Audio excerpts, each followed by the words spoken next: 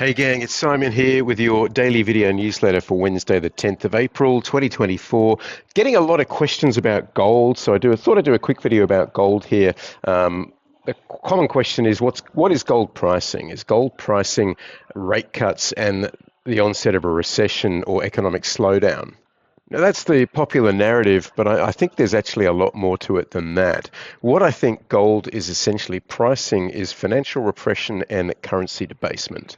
Okay, if we come across here and have a look at the US national debt clock, US national debt's currently $34.6 trillion. Federal debt to GDP is up around 122%. We've got federal budget to GDP running at around 7%. That's basically unheard of at a time when unemployment rate is below 4%.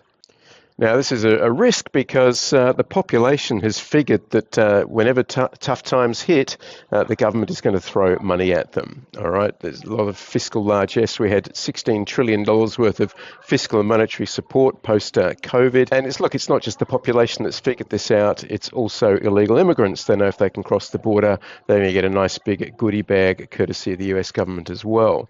So this number here, I mean, this number is not forecast to come down anytime in the foreseeable future.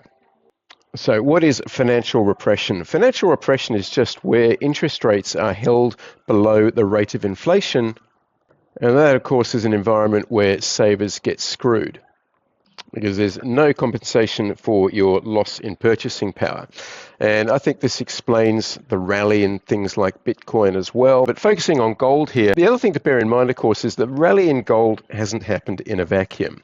All right, if you look at things like oil has suddenly got a big spring in its step as well. If you have a look at copper has been rallying very strongly too. If you look at certain ETFs like DJP, which is a broad commodity ETF, that is certainly showing some signs of life. If we look at XME, this is the metals and mining ETF, that's rallying pretty strongly as well. Of course, the energy sector is doing really well on the back of the oil price.